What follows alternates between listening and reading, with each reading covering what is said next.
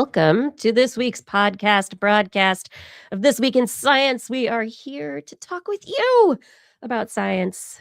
We're glad you're here. Thank you for being here. I hope our audio's good. Blair, how you doing? Oh, I'm great. How are you doing? Doing really well, I guess. Yeah. The Norwegian phrase that is some Norwegians are like, what is that phrase? I don't know, but I guess it's older people in Norway who use it. It's like, I'm up and not crying. Yeah. So there we go. I'm up and, this is now. Up and not crying. It's good.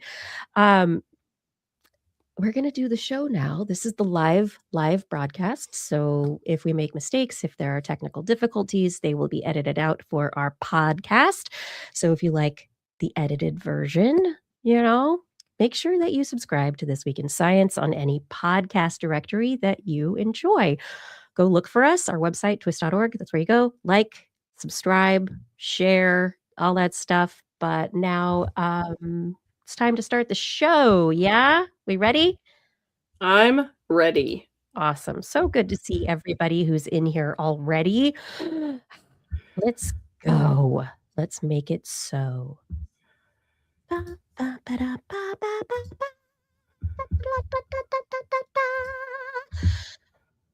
Starting this show in 3, 2. This is TWIS.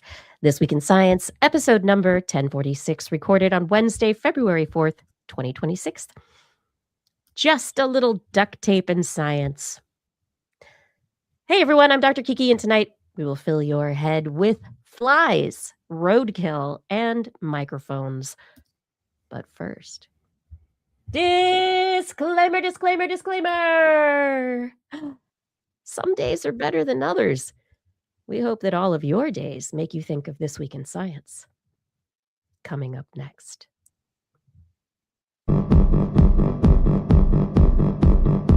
I've got the kind of mind that can't get enough. I want to learn everything. I want to fill it all up with new discoveries that happen every day of the week. There's only one place to go to find the knowledge I seek. I want to know what's happening.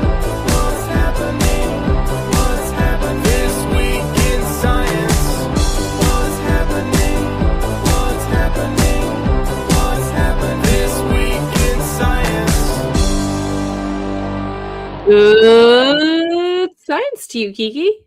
And a good science to you too, Blair, and everyone out there. Welcome to another episode of This Week in Science. We are back again, yes, to talk about science and all the things that science connects with in our lives. And please do not comment. TWIS never used to talk about politics. You just go back to the science again on the comments wherever you're listening, because TWIS has always involved politics with the science, because science is inherently political as a civic discipline and endeavor. It influences policy and is influenced by policy. So, and with also, science costs money. And money comes and there's money, so there's budget, and there's this, and there's all sorts of things that are involved. So I'm sorry if all you want is to hear the great science stories, but if we do not also talk about how policy and politics are influencing and impacting science and the ability of our country to do science, then there won't be science for us to talk about eventually. So, I mean, we have to talk about all this. So, two things. And I'm sorry, this is off the top of my frustration. So anyway. One, if you don't want politics in your science, go back, 30 years. But also, just don't go away. Just go away. Two, we're not for you, basically, is what I'm trying to say, because it is our job to be responsible in the way that we report science, and also to speak passionately about the things that we care about. And so hopefully that's why you're listening to us, is you want to hear our opinions. We're not bringing sanitized stories without opinions either. Just opinion is part of our show. But two, I would love to be able to host a science show that doesn't have to talk about systemic dismantling of truth, the the the hoisting of funds away from life-saving research. I would love to not have those conversations, but here we are. We need to have them, and so we will have them. We will have them so that we can have the fun conversations about random invertebrate sex acts or whatever it happens to be, Or shrew feet. That's, you can't, it's chocolate and peanut butter. You cannot have one without the other. So, yeah. If you love science, we hope that you will stay with us and hear what we have to say, agree with us or not, but understand that that is why we say the things that we do. Where we're coming from is a place of considered care, as you said, Blair, about a thing that we're passionate about. Yeah. If you want somebody to read you publications or press releases, usually with quite a few errors, just have AI do that. Yeah. I mean, seriously, there are so many options with zero human input these days. Ask Alexa if that's what you want. If you want opinions in your science, you want some exploration, you want some strong stances, then we're the right people. As Paul Disney says, there's no going back. Nope. This is what we are. This is who we are. Thank you for being here. All of you who are with us, watching the show, enjoying the show. Just keep it up. We'll keep it up. It's important, and we hope that you do appreciate how we talk about science on the show. Tonight on the show, I have got a lot of updates at the top of the hour that are related to kind of ongoing stories that we've discussed and continue to discuss.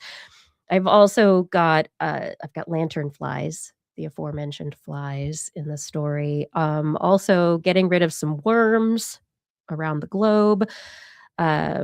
Some SpaceX AI dreams, and maybe defining consciousness. Do we need to? Let's talk about that. Blair. Oh, goodness. That's always a good start. Yeah. What's in the animal corner? Oh, I brought roadkill, of course. I brought caterpillar headphones and shrew feet. Shrew feet. Yeah. A Well, banner in the animal corner. Got shrew feet. Mm-hmm. No, I don't know. Is it like chicken feet and a wishes brew? I don't. It's just shrew feet. All right. It's exactly what it sounds like. Okay. They are feet of shrews. That is the science that I brought. So simple. Why do I make it more complicated?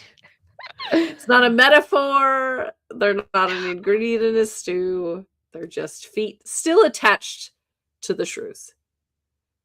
Okay, so you're Yes. going to be dangling little shrews in front of us soon. Yes. Everyone, if you are interested, before we get into the show here, I want to remind you that subscribing to TWIS on the platforms where we broadcast live every Wednesday, 8 p.m. Pacific time-ish, YouTube, Twitch, Facebook, you can subscribe. You can be notified when we go live, when we have new videos that come out. And that's great. But you can also find us when you are not able to watch live. If you subscribe to the podcast, that'll get delivered to you wherever you listen to your podcasts.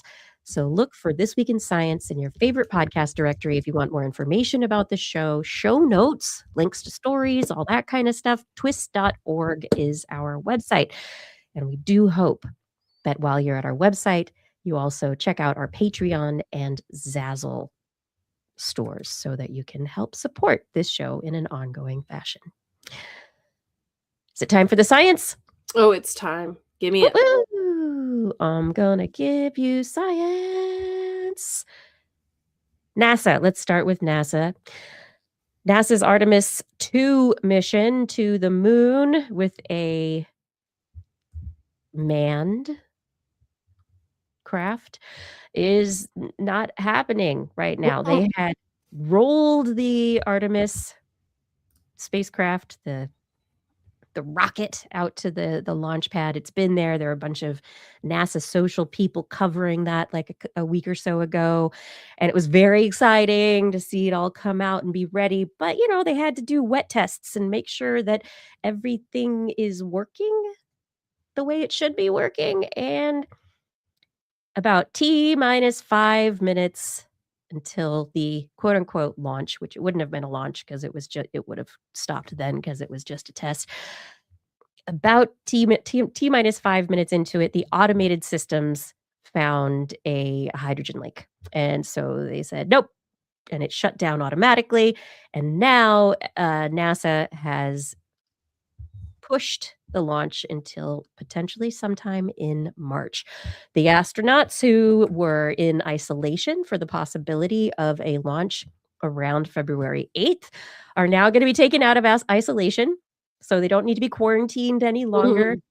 And they're going to be waiting, still training, making sure they've got everything they need to know for the mission. But at the same time, we are not going to be looking at any launch until March at the earliest because they have to do more tests, look at the results of the wet launch test to find out whether or not they, what has gone wrong and where things need to be fixed, how it needs to be fixed. And so if it is an easy fix, that'll be quick and easy and no problem, but it could be something else. There was also an issue outside of the liquid hydrogen system. So the hydrogen leak apparently is somewhere in an interface used to route the propellant to the rocket's core stage. That was a problem before that engineers were working on, and that seems to be an issue still. There was also a crew door hatch issue. There was a leak, and they had tightened some stuff up and replaced some stuff. And so that also was part of something, the issues that delayed the wet test itself. But now we are at a point where there needs to be troubleshooting. There needs to be a lot of work to make sure that everything is going to be safe, not just because it's a rocket launch, but because there are going to be people on it. Yeah. It's not manned. I actually, in my head, I think I went backwards. I was going to say crude. And then in my head, I was like, no, you're supposed to use that other word. And I said manned instead of, man and woman. Human. It's human. It's crude. I am crude. I apologize for that. How rude and crude. I apologize for that lexical flub, the oversight. But yes, it's crude. So I don't know if you said it, but I just Googled how long the quarantine is. And it's 14 days. So I think what I find interesting about that is that that's not as long as I thought it would be, first of all. No. But also in the context of what you just reported, that they thought they were good enough to go to put everyone in quarantine. But they've been in quarantine for over a week already. Right. And just now they're like, oh, it's not ready. Like if I was going into space and I had a 14-day quarantine, I would not want to go into quarantine until everything tested clear. I understand this is a for-profit company, so it's a little different. And so they're trying to make deadlines and they're trying to maximize profit.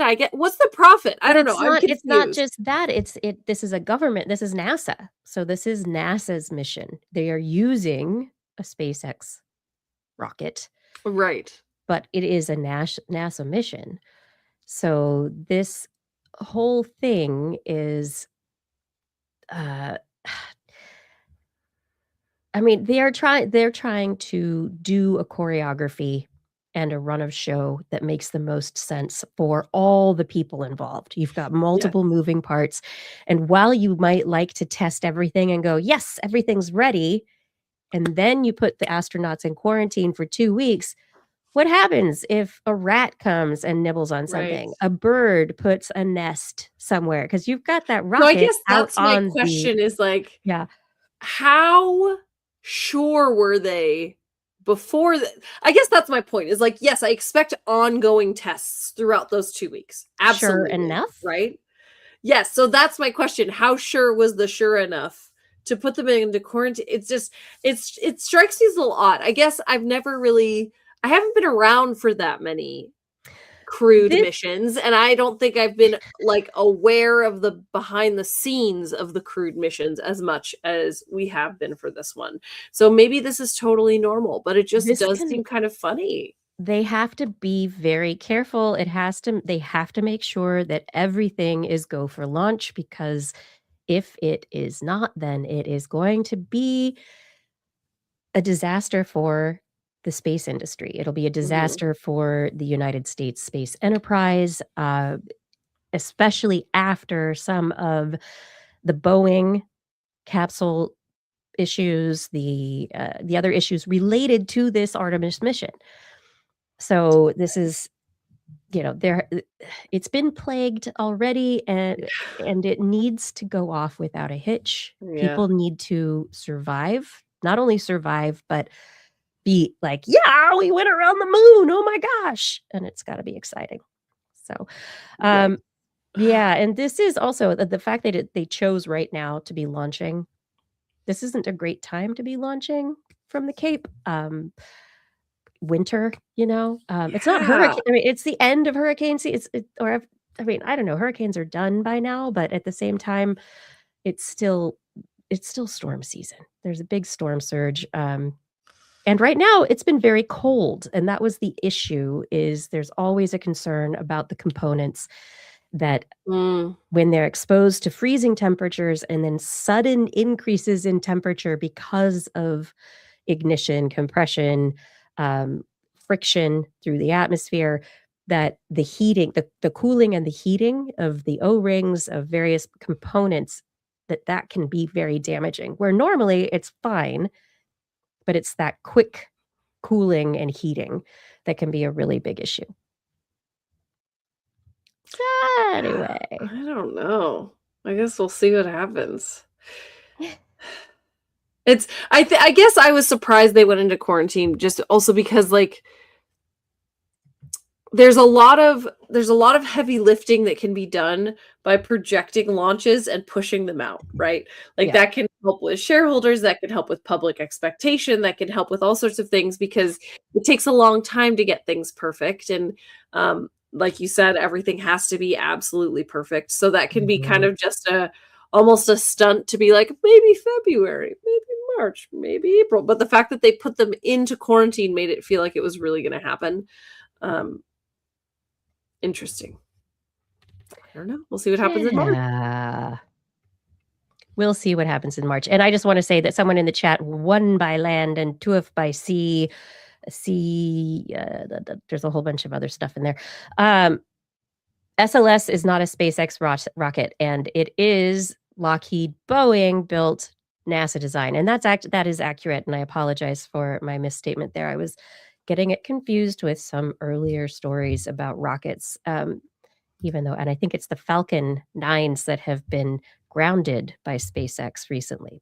Anyway, Mm, the, SLS is, it's a pork barrel. There's all sorts of, groups involved in this giant, kind of old design rocket. It's big rocket, um, but we'll see. It's a big rocket, single use. Let's see if we can get to the moon and back. Let's see if we can get people in there. Let's make it mm, go. Fingers crossed. The Orion capsule was developed as part of the Constellation program, and this is a George Bush era attempt to get the human space missions continued. This SLS system is a replacement for the Ares rocket. Was meant to be used with the Orion capsule, and Boeing is the main contractor tasked with building the SLS. However, and to note, over 1,000 separate vendors have been involved in the rocket's fabrication. So, hey, it's a great American program. But there's Artemis 2. It's not just going and taking the crewed mission around the moon. It is also going to be doing a bunch of science. So they have a bunch of cameras The Lunar Reconnaissance Orbiter camera is going to be taking a whole bunch of pictures of the lunar surface. It has a resolution of about 100 meters per pixel, which is amazing. They are also going to be, they're going to be doing studies of the astronauts. They're going to be looking at the lunar surface in multiple colors, true color versus other wavelengths. They have multiple cameras that are going to be imaging the surface of the moon in different wavelengths. They're going to be looking at the moon's far side, not dark side, the far side. And it's just got to wait now. So hopefully they can figure out what was going wrong with the hydrogen system. No more leaking, whatever. Moving on up, we've also got a report that the sun has released a very strong flare.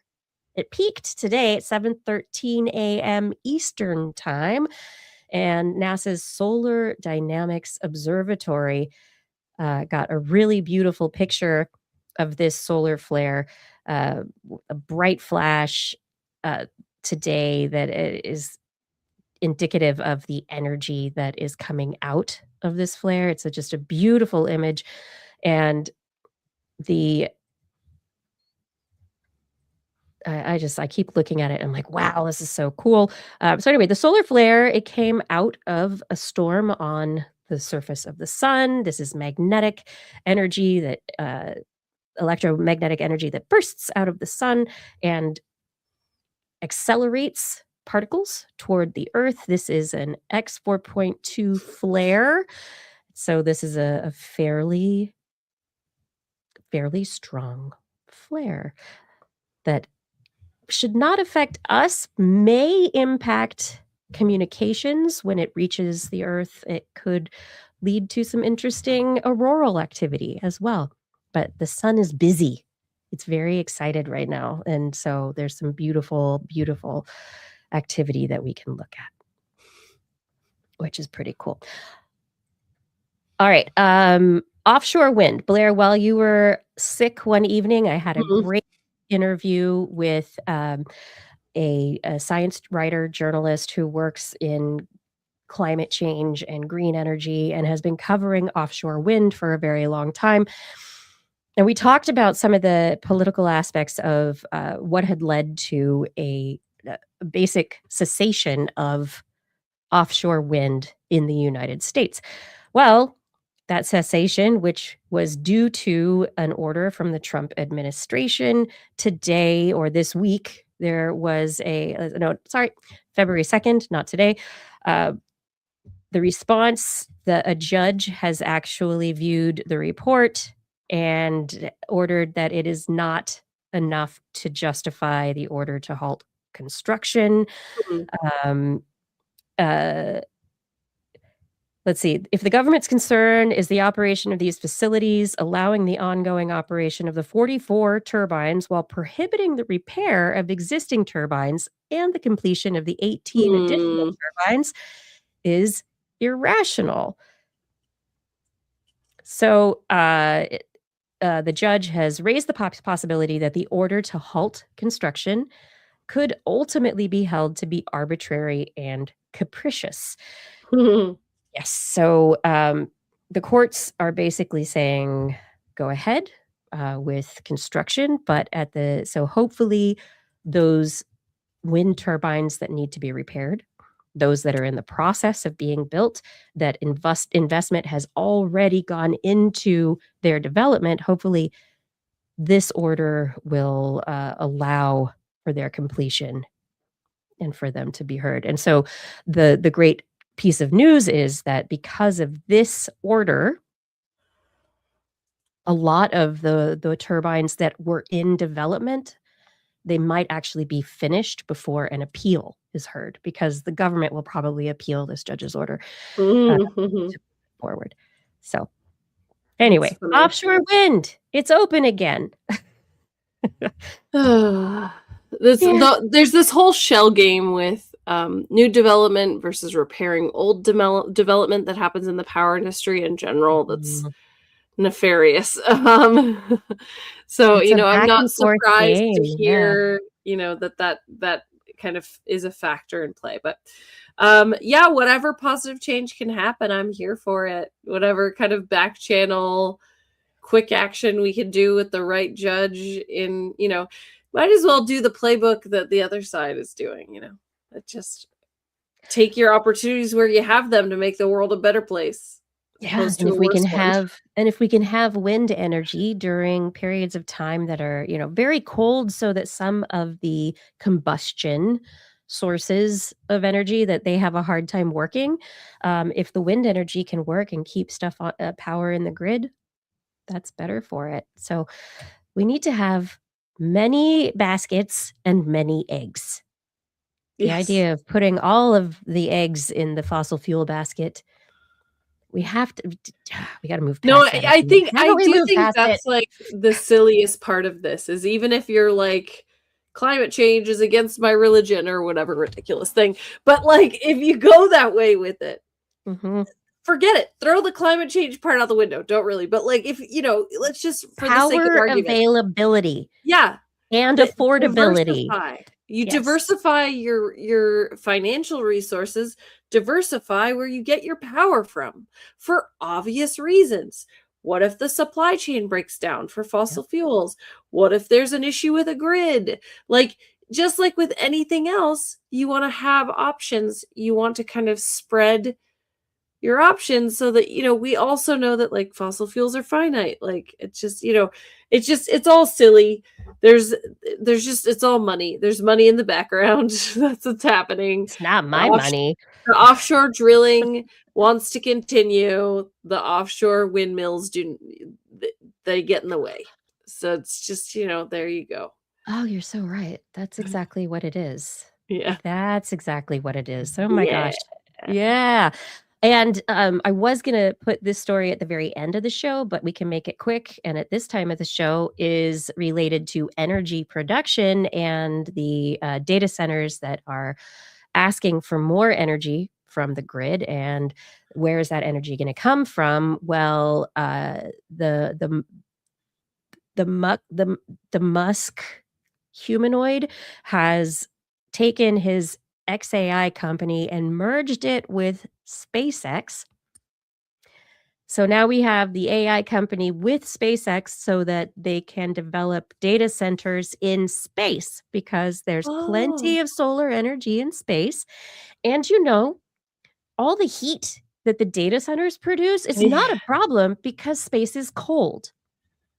Apparently, this is one of the talking points that is being used But to you still have to actively cool. do you space Mm, is cold, but it also because of not as many molecules being more of a vacuum, yeah. it is insulating, and there is a whole literature on how we have to manage energy production and heat within the space station and within any crewed vehicle that goes through space so that people and spacesuits as well, so that humans do not boil or cook in space. Yeah, one thing there's not a lot of in So space, water. there's yeah, not a I mean, For there's a lot of cooling. water, but it's just not in one place really for you to Yeah, use. for use. Yeah. Yeah. It's So I there's mean, a I'm not surprised to hear this because I also heard that Tesla is gonna stop making the majority of their cars, and they're putting the majority of their resources and futures into robots. So, this tracks for me, Oh, yeah. based on what Absolutely. I understand from this individual. So, I mean, interesting business choices all round. and not to go into the shell game of the finances that have created these business choices, um, but the science that is being ostensibly used to justify data centers in space and why this merger yeah, because we need to have more data. There's so much energy in space. There's space in space. We could do it there. And if we do it there, then, it's cold and you don't have to, it'll be fine. And the answer is No. No. The It answer is is you're hard. dumb. It is but we need to The have answer is you've surrounded yourself with people who don't challenge you. You've surrounded yourself with people who say, "Yes, what an excellent idea." Like, So this is the big danger here, is you have to this is surround yourself with people who challenge you, who ask questions, who know more than you. This is really important in leadership.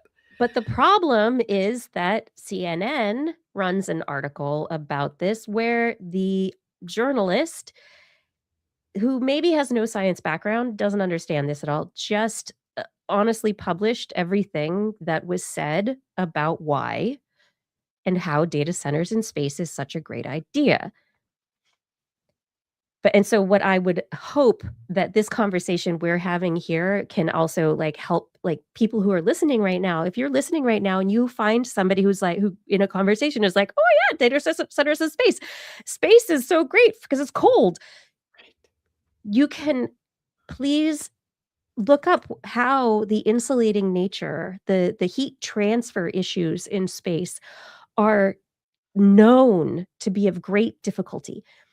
And it is a huge issue, and there's gonna be anything putting a data center in space is going to have to deal with multiple issues related to radiation from the sun, is going to have to deal with insulation issues and heat transfer, and also then the energy transfer from the data center to wherever or however to the satellites or what energy transfer and whatever however you want it to what. There are this is billions of dollars, trillions of dollars worth of investment to make this happen. And so we need like there's a whole lot of conversation that needs to happen, and I hope that we can all have very great, compassionate conversations with people who are, Mhm. you know, looking at this without understanding the difficulties. And that's why I bring it up. Yeah, it's at my core, this makes me feel sick, and I think I figured out why. It's because it is the resurfacing of, like, the garbage barge mentality. That's really what this is about, right? Is, like, instead of reducing the amount of trash that we make, we'll just ship the trash out. Yeah. It'll be somebody else's problem. Instead of reassessing how much energy, how many servers, and how much data we are currently processing, in a lot of cases for nothing, instead of reassessing that and figuring out how to work within the confines that we have, let's just outsource data centers to outer space. So it's not our problem anymore. How about we actually just slow it down a little bit, not act as if this is something that has to happen within the next year? How about if we just whew, pump the brakes, work on sustainable energy, renewable sources, fixing the grid and making it more resilient, increasing our ability to get power to places that need it, data centers, communities, during the good times and the rough weather times.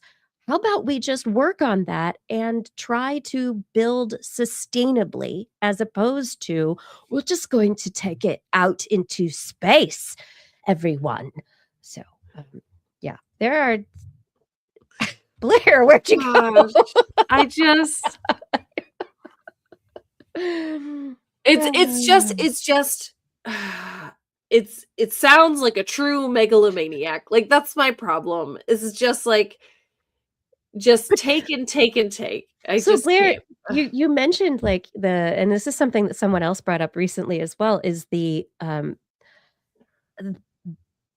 super rich individuals have insulated themselves, in a vacuum, have insulated themselves from regular humanity, right? Just everybody. And they've surrounded themselves by yes people. And I think now though they're surrounding themselves by AI chatbots that want to satisfy Yeah. them and like Yeah. to pet them. So I think that there is a very interesting parallel to the yes person kind of reality, and the fact that we have AIs and mental health issues related to that. But billionaire class is not immune from mental No. health issues. No. Great good news beyond offshore wind getting a go ahead from a judge. Another judge ruled on Friday that the Trump administration violated the law with its climate working group. So the climate working group that consisted of like 10 people who wrote 150 pages basically to support the removal of EPA ruling regulations using carbon dioxide as a pollutant or as something to be regulated. They were trying to get around that and a judge said, "No, you broke all your own laws." Excellent. So you can't just go makety-uppeting your, like, little group of friends to make a new report that nobody else that gets rid of all the other information that's out there. The DOE dissolved the climate working group in 2025. They made up their own group. They came up with their own report. A bunch of IPCC climate scientists came out with a longer report that point by point by point, with massive numbers of references, reacted to everything in that report. It was amazing. But basically, there's emails that have been released. The climate working group was organized by, this is from John Timmer in Ars Technica, was organized by a political appointee at the DOE who was previously at the Cato Institute, and done with the intention of producing material that would aid the EPA with overturning the greenhouse gas endangerment finding. Anyway, a judge has said, no, no, no, no, no, no, no. So again, the legal system is pushing back against some of these illegal attacks on science. And understanding this, though, there will be an appeal. There will be, because it's the legal process, this is going to be a long, drawn out process. But what it means is that climate working group and any findings of that working group cannot overtake what had been previously regulated. So they can't undo anything based on an illegal working group, which is, pretty good. Yeah. I wish we could apply that across the board. I know. Yeah. Anyway, good. It's good news. There's little by little, and it's, 2 steps forward, 1 step back. 1 step forward, 2 steps back. Whatever. It's going to be this for a while. But if we want to maintain rule of law in our country as the deciding factor for how we go about processes in our government and in our society, then we need to wait, support it, keep it going. But this excitement, these little, one story here, one story there, these wins excite me. I get excited for science. I also get excited by a study out of the Chinese Academy of Sciences. So water vapor, Blair, how big a problem is that for climate science? Oh, well, it's part of the water cycle. So it's I mean, like, it's part of what controls the climate for sure. So, it impacts everything. It impacts how heat is moved around. It impacts the retention of nutrients. It impacts everything. The water cycle's huge. It is huge. And the big aspect of the water cycle and water vapor is that you have water vapor coming from the oceans, right? There's a constant process of evaporation, condensation, where water goes from lakes, it goes from oceans. There's the process of water cycling between liquid bodies of water and gaseous form in the atmosphere. And then, you know, how it condenses and then goes rain, rain, rain, rain, rain, rain, rolls down the hills and the mountains into the lakes and the oceans, and then it starts all over again. But humans also create a lot of water vapor through combustion processes. So our vehicles, our industry, like so many of our processes end up burning things, and in the process, water vapor ends up as part of the stuff that we emit into the air. How do we tell the difference between human emitted water vapor and natural water vapor? Isn't it just all H2O gas? Isn't that it? You tell me, Kiki. Yeah, so historically, it's kind of that's what it's been. And so, just published in Environmental Science and Technology, these researchers looked at different isotopes of water vapor. So, an 18 isotope and a 2 so 18 oxygen, 2 hydrogen, DXS. These are ways of representing the water vapor. So normally it's H2O vapor, but the oxygen and the hydrogen can have slightly different forms with different numbers of electrons and excess isotopic compositions. And what they found is that there is an 18 oxygen isotope in fossil fuel combustion derived water vapor that can be distinguished, that it has like very specific characteristics from that comes from regular water sources. So there are variations in the oxygen isotope across different fossil fuels. It stems from differences in their chemical compositions, the partitioning ratio of the 18 isotope oxygen atoms between CO2 and H2O during combustion with the atmosphere. So there are very specific traits, and what they are saying is that they're able to start to specify where water vapor comes from, and not just fossil fuels in general, but manufacturing, energy production, trucks, that because of the different combustion processes, the different heat, neutrons, whatever, but the different isotopes and the different way they partition, that there are different chemical reasons. And yes, Patrick Pecoraro, you're right. It's protons or neutrons that are it's so the number is protons plus neutrons. Yes. So the most common form of oxygen, because the atomic number of oxygen is 8, is oxygen 16, because you have 8 protons and 8 neutrons. Yes, and the atomic weight is 16. But isotopes have different numbers of neutrons, so they're the same number of protons and electrons. The neutrons change their weight, so that's why you can differentiate isotopes, is because the different types of neutrons mean they act like oxygen.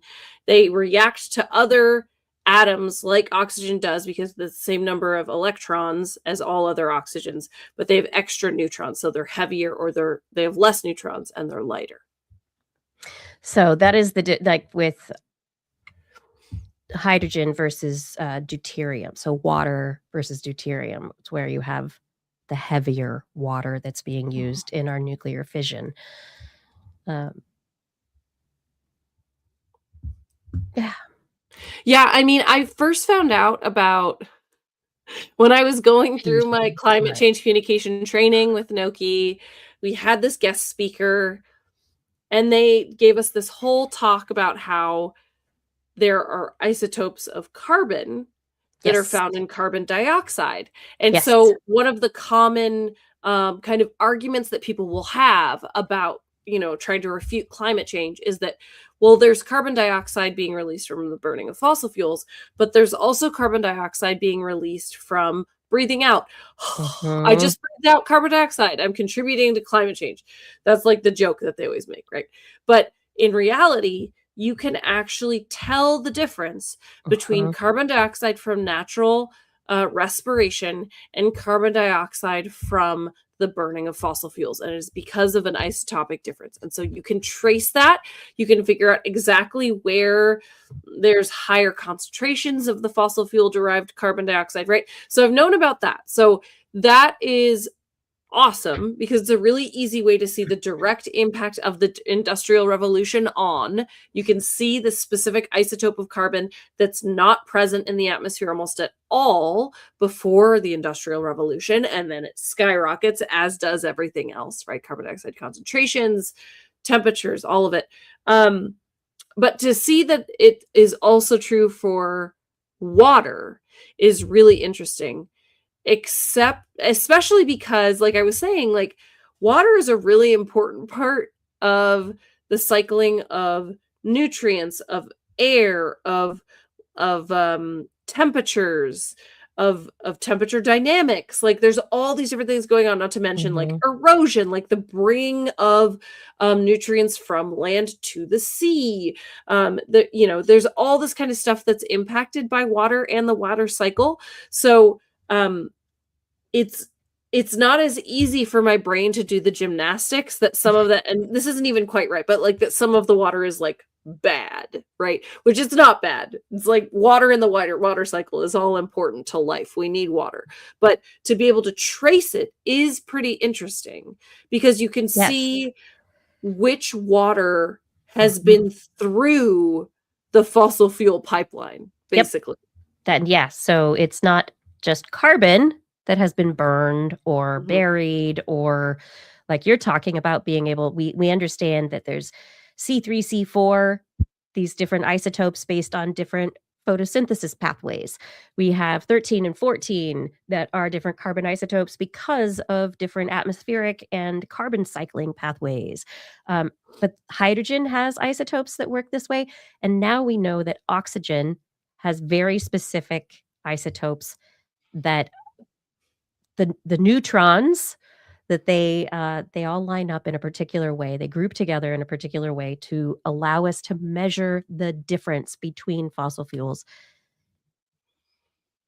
producing water vapor from car combustion engines, hotter industrial plants, or like those from energy production. So there's a way to start telling them apart. Which I think is going to be, if this is something that is measurable and consistent, this is going to be something extremely useful Yeah. for the work that we do for tracking everything. Yeah. Yeah. No, I think that'll be pretty interesting. And it's are the ratios going to change?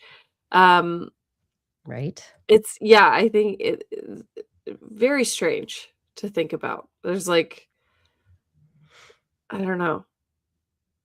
It's where does the other oxygen go? That's oxygen 16. Yeah, it's Like, all having you're fun. not, yeah, I don't, yeah, interesting. Okay. Yeah. Hmm. No, it's good to be able to make it's not just, "Ooh, water," the isotopes of water, it is with now identifiable from source.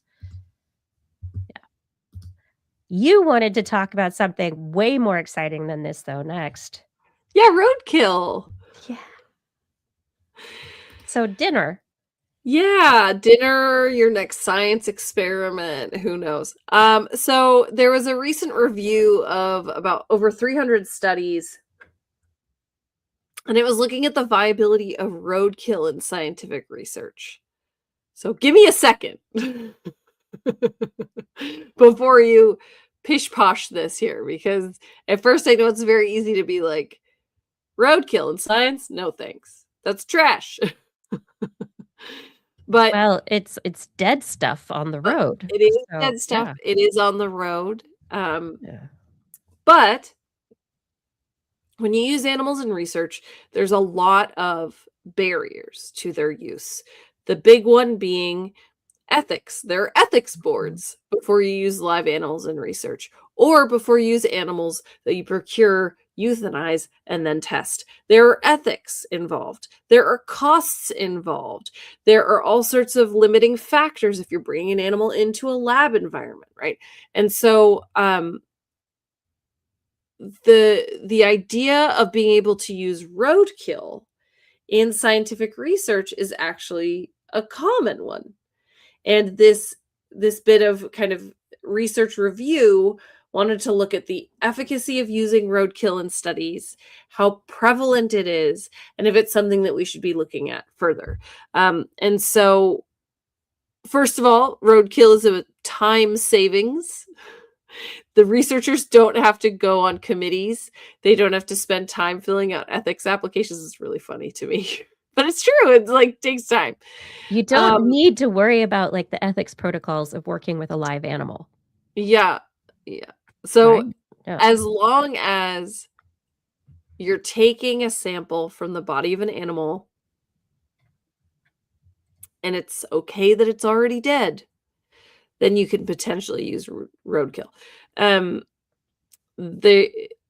The researchers actually gathered a list of potential uses for roadkill in research. They did systematic literature reviews from studies between 1900 and 2025. They found 312 studies that fit their criteria of using roadkill beyond just seeing roadkill. Is there roadkill? Why did this get hit by a car? So basically, like taking the actual roadkill part of the studies, those studies were not included in this. They were only looking at studies where they sampled from roadkill for a different thing. And it looks like about 650 species were studied. Mammals the most, of course, followed by reptiles, birds, amphibians, and then invertebrates.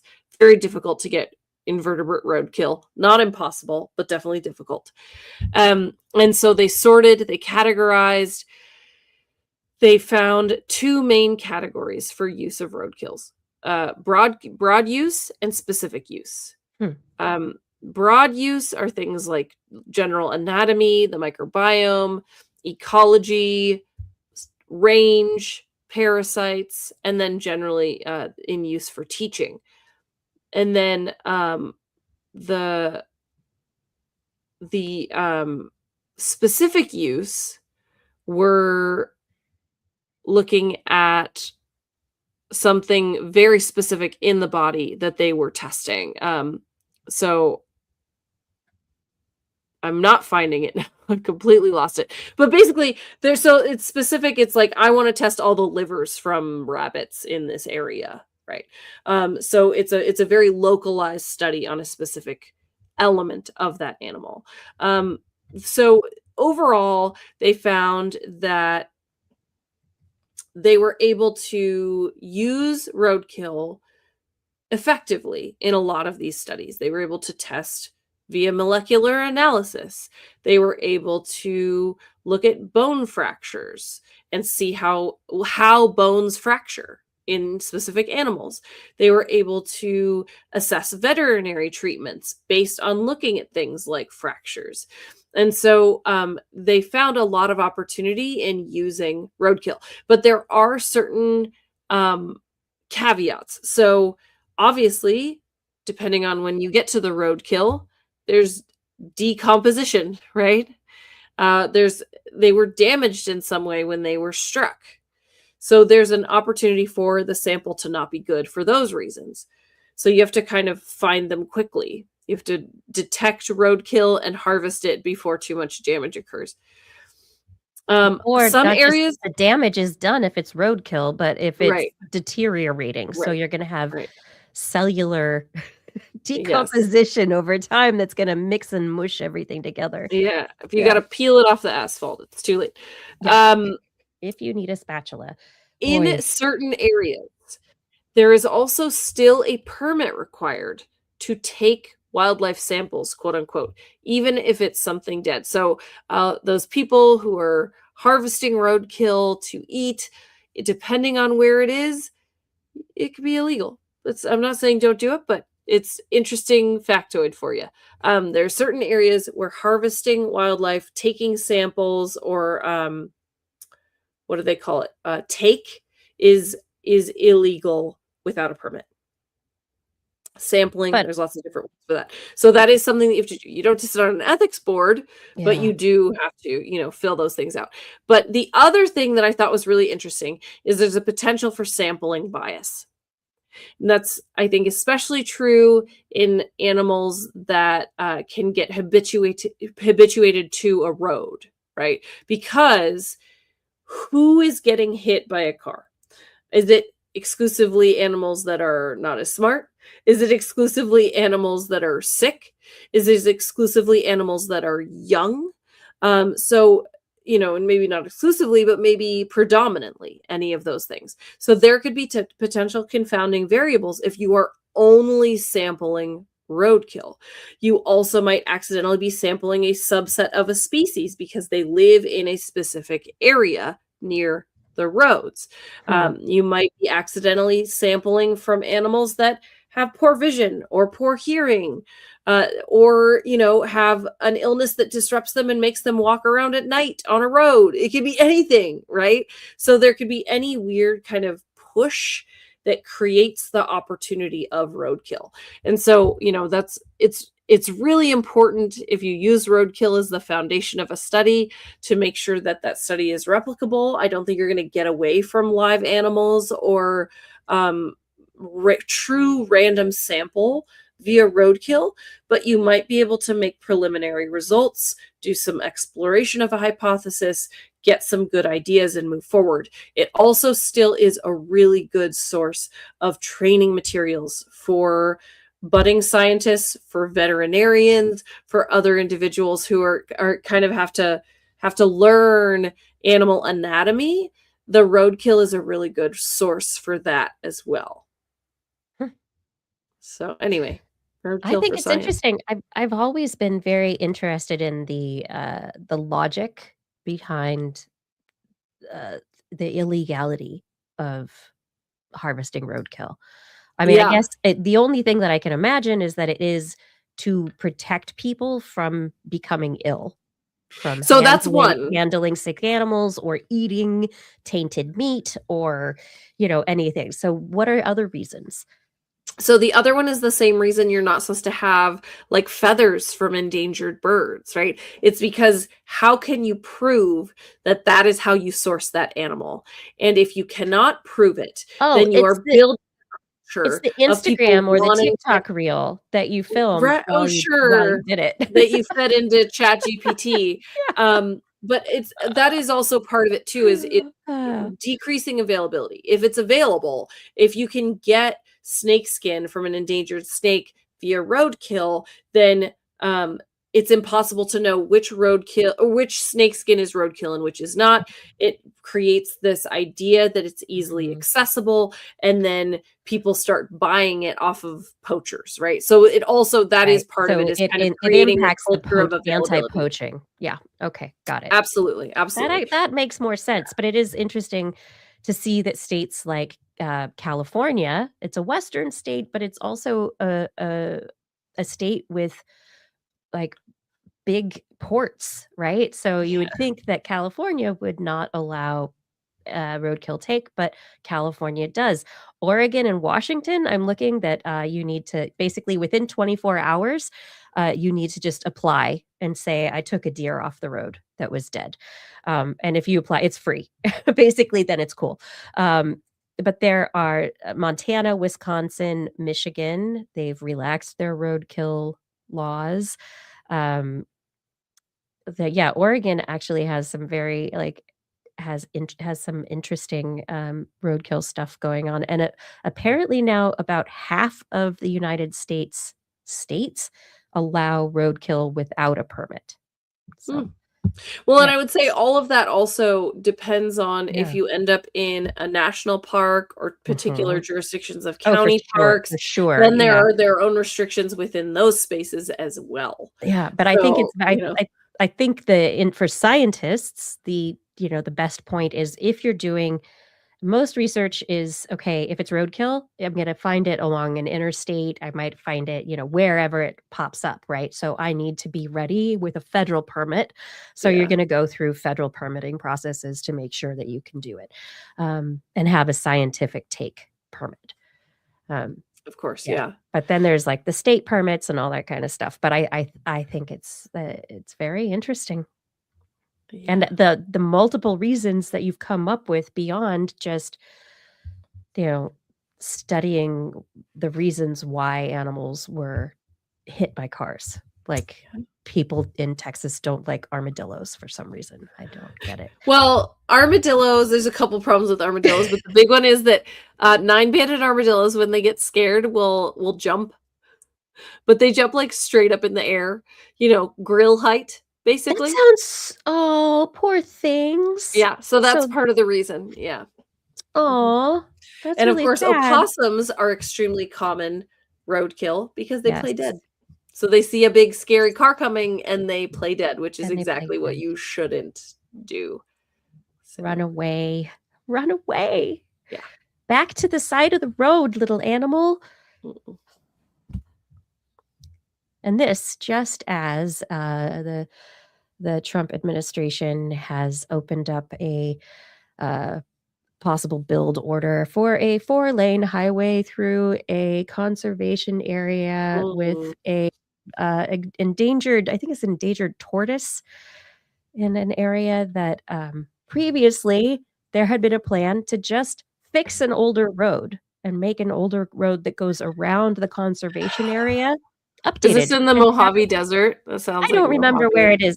It's a new piece of news out this week, but, it's BLM land, that has been opened up by it in 2024, there was a BLM order that said, "No, don't build on it," and now it has been, Mm. redacted, and it's no longer legal, so we might get a 4-lane freeway through a endangered species conservation area. Great, because we need to get places faster. I mean, come on. Totally. All right. Yeah. Yikes. Lanternflies. Yeah. How much do you know about lanternflies? Those aren't fireflies. No, the spotted lanternfly. Okay, Do I'm you know Googling. when you drive into California and they make you stop at the border for Nevada and Oregon and they check your fruits? 'Cause they're looking Yes, for yeah. spotted lanternfly. Whoa. So the They're spotted weird looking. they're really pretty, actually. The spotted lanternfly is a beautiful insect. It is native to China. They are, like, colorful and so cool looking, They don't but glow at all. no, they're not lanterns. They're not. They're not a glow in the no. Man, I Nope. feel cheated. But what they do is that they eat holes in things, and they kill trees, and they, impact the fruit harvests so that there was just news recently that the spotted lanternfly is making its way up into Oregon, and that they're probably up in the area where I live now. And there are certain trees that they like, and it's like, if your trees are dying, it might be because of spotted lanternfly. But Mm. California has had like a spotted lanternfly vendetta for years, and they have barely kept this insect in check. And now it has moved other areas. It's invasive, and as pretty as it is, and it lives very well without causing a bunch of damage in China, because that's its native habitat. But here in the United States, it causes all sorts of damage. It's a real problem. So, we worry about the spotted lanternfly and its appearance in places because of the trees it kills, the impact on agriculture, so many different things. It's a beautiful insect, but so damaging to our ecosystems. Anyway, that said, There is a new story out. The spotted lanternfly might be using have you heard of the tree of heaven, Blair? No. Okay. Man, you are stumping me left and right Yeah, today. so the tree of heaven is another invasive species, Whoa. and it is this tree, and it once it gets in, if you try to cut it down, it will like, it grows more, it sends out roots and shoots, so it'll have more shoots up in different places, and it makes it harder to get rid of, and then it grows, and it's actually really pretty. A lot of people have tree of heaven as trees or little plants in their houses, and tree of heaven actually is if you go on any, like, subreddit, "What plant is this?" or subreddit, "Landscaping," or whatever, people have put pictures of tree of heaven, and it's just everyone going, "Kill that with fire! Get rid of it!" But honestly, one of the only ways you can get rid of it is to cut it down to its base and then to pour, basically Roundup on top of it to kill it. You have to kill it dead, or else Burn it. because it grows, kind of like a eucalyptus or willow, but, like, it'll grow and then just drop its limbs. It can be and it sends out these massive root structures, and, oh, they're terrible. Tree of heaven, very pretty. Terrible, terrible plants, awful invasive species. The lanternfly feeds on it, Mm. apparently, and they like each other, and the lanternfly tastes yucky after it has eaten tree of heaven, and Oh no. the birds that might predate the lanternfly and keep its numbers in check don't eat it because it tastes bad. How did this happen? Is the tree of heaven from the same place as the lanternfly? Yeah, so it's, the tree of heaven is also an Asian, Okay. invasive species that was brought over as just a ornamental Yeah, native plant, to I think, but China. it's Okay. just taken off all over the place. Um, but Huh. they had 2 groups of lanternflies in this study that was published in the Journal of Chemical Ecology, looking at 2 groups of lanternflies. One group got to eat tree of heaven, the other did not, and, they then took these insects and used them to make suet cakes. So they killed the lanternflies and put them in suet, and then put the suet in bird feeders and looked to see which suet the birds preferred. Woodpeckers, black-capped chickadees, white-breasted nuthatches, and Carolina wrens, all these birds are West Coast, native, and they did not want to eat the lanternflies that had been exposed to tree of heaven. Okay.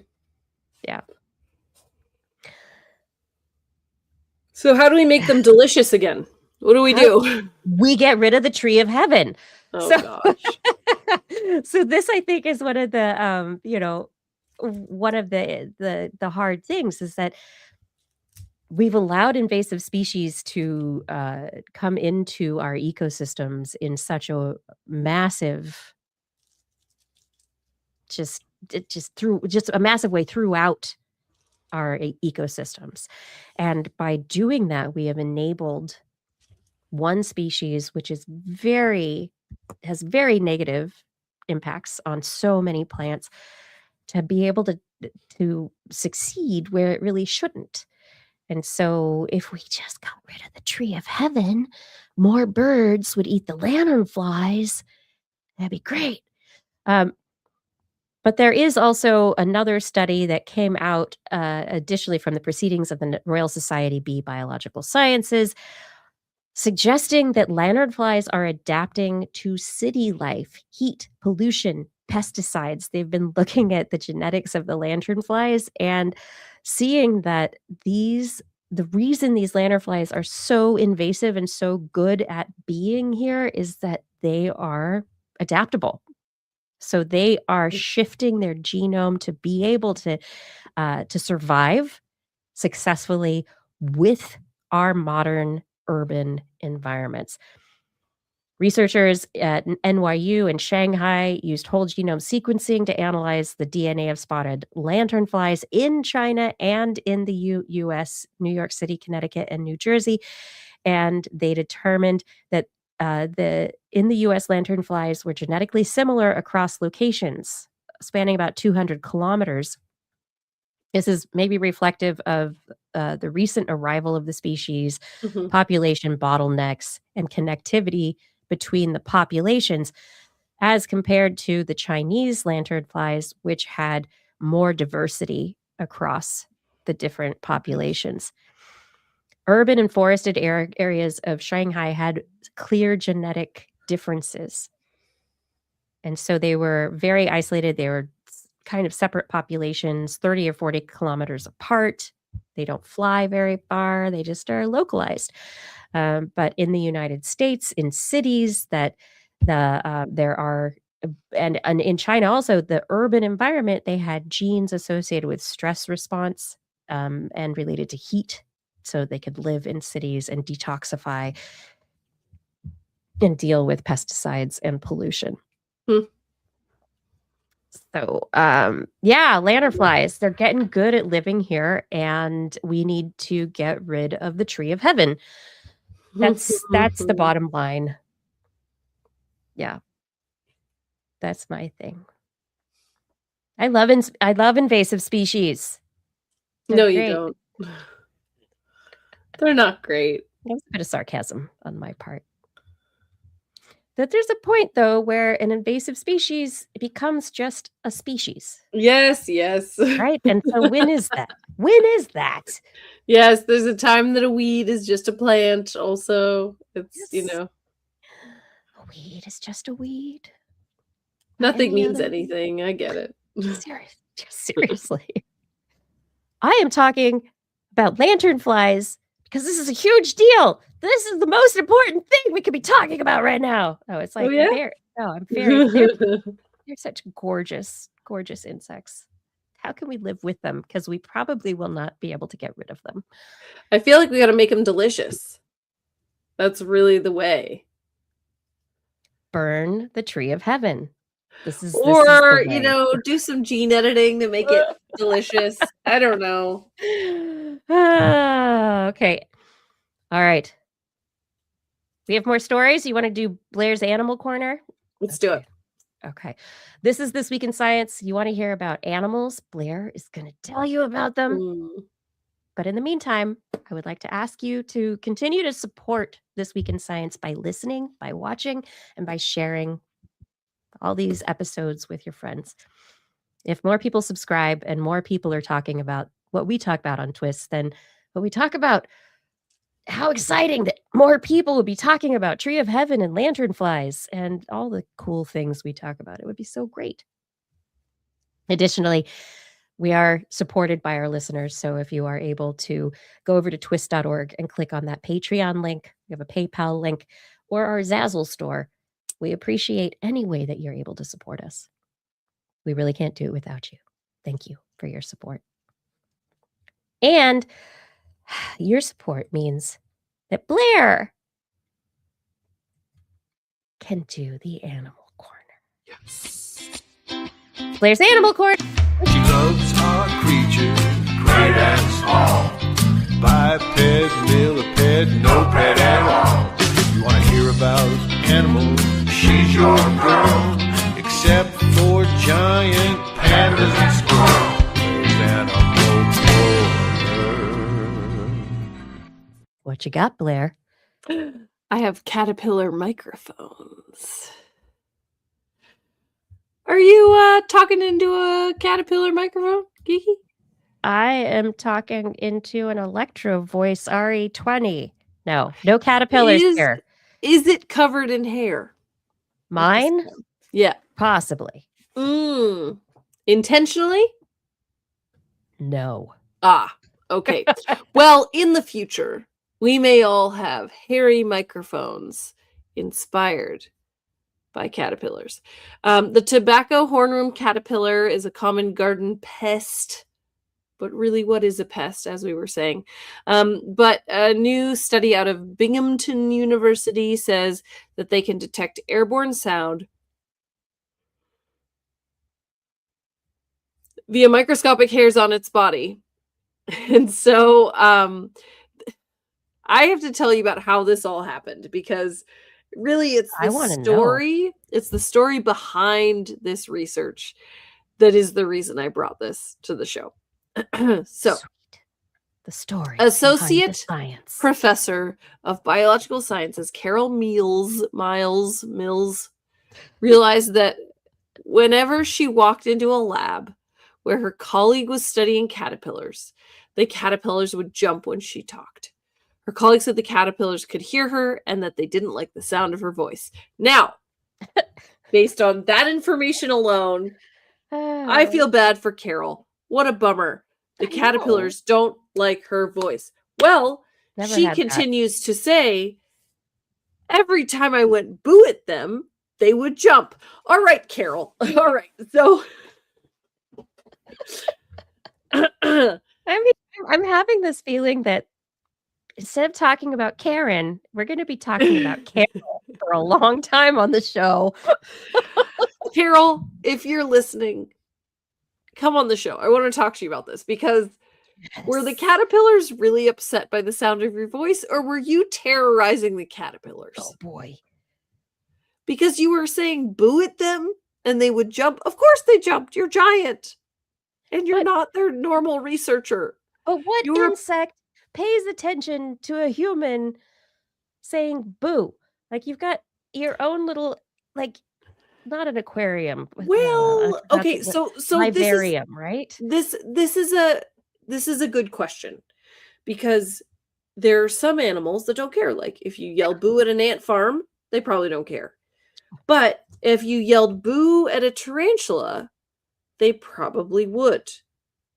Now, is that because of their relative size to us? Is that because of their ecology and how they survive? Is that because they're social, they're not social? Is it because they have physical structures that allow for them to hear differently than others?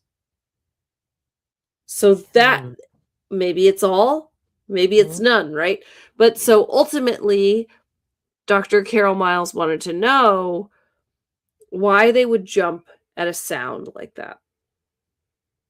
And so she decided, let's find out if they can hear and what they can hear and why.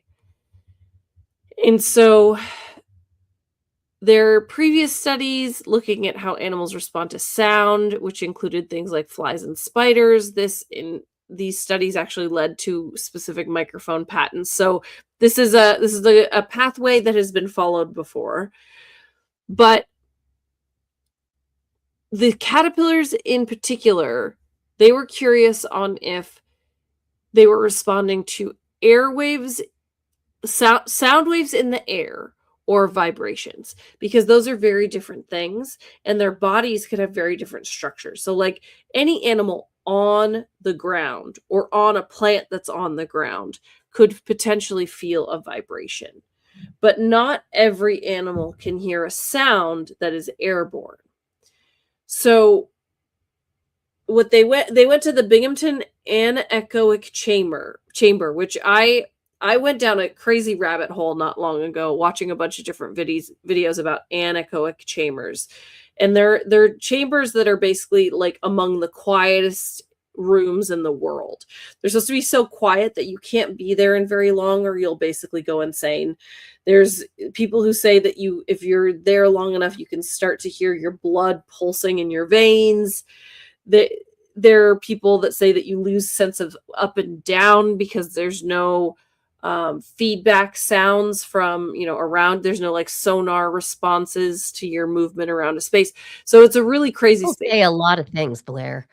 People do say a lot of things, and I encourage all of you to look into it later because it's very interesting, and I would like to experience it someday. I think it'd be very cool.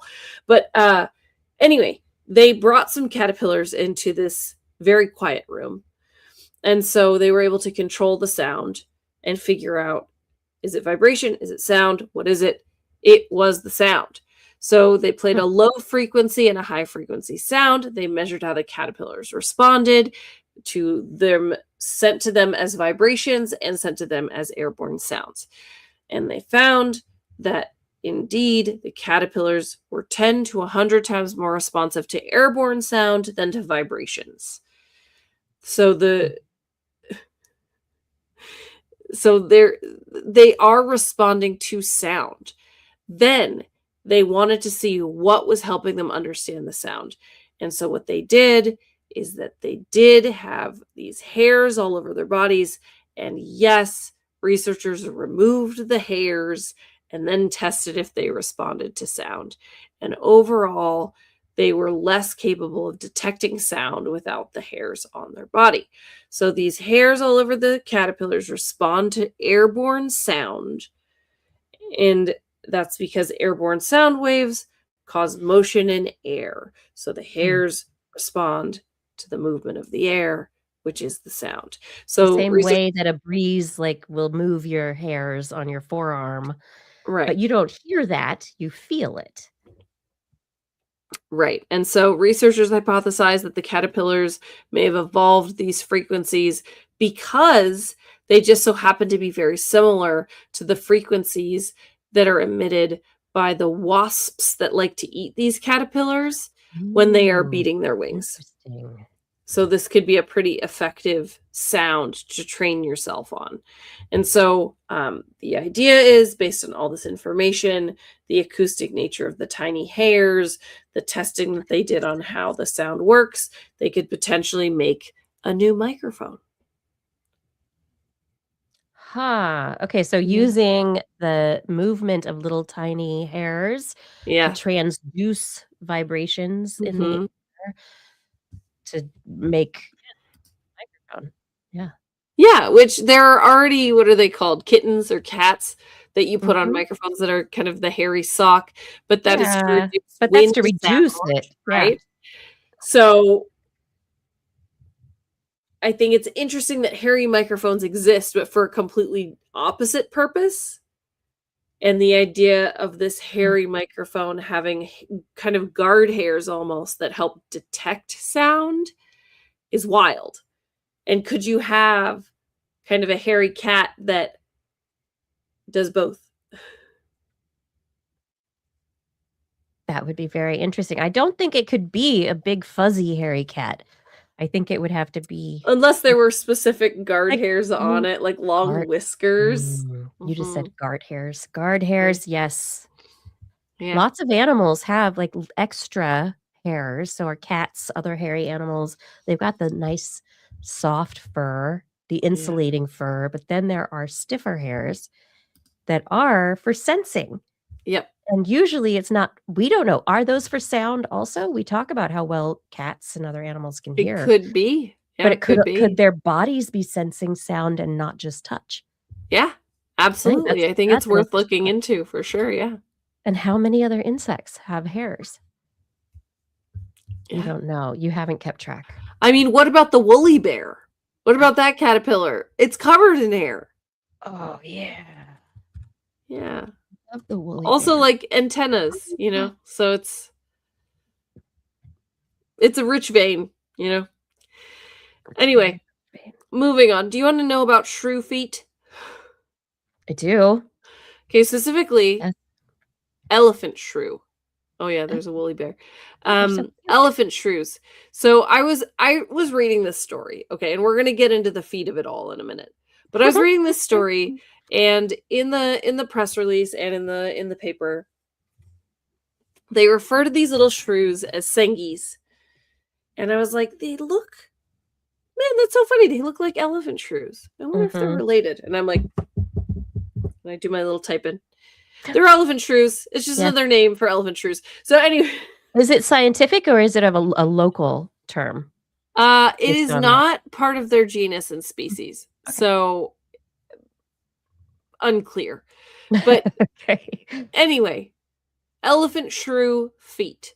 If you do not know what an elephant shrew looks like, we're gonna look. Google it immediately, please. They're so cute. Okay, we're gonna look at them. Wild. They're adorbs. Pop them up. Perfect. long, skinny noses, big ears, big eyes. Their face is like it's like, oh, it's kind of like, oh, what are the plague masks? The plague doctor Yes, masks, absolutely. The except other thing fuzzy. about their face that I always think is really funny is that their face with their mouth closed is pretty cute. It looks like a mask. It looks like a funnel. It looks like an elephant shrew is Funnel, what it yeah. looks like, right? Yeah. But if you see them eating or with their mouth open, They have a they big look mouth. they look kind of ridiculous. Like the nose sticks out in such a way when their mouth is open that you're like, that's not like somebody drew an animal wrong. Anyway, I digress. Elephant shrews are really interesting. Cute.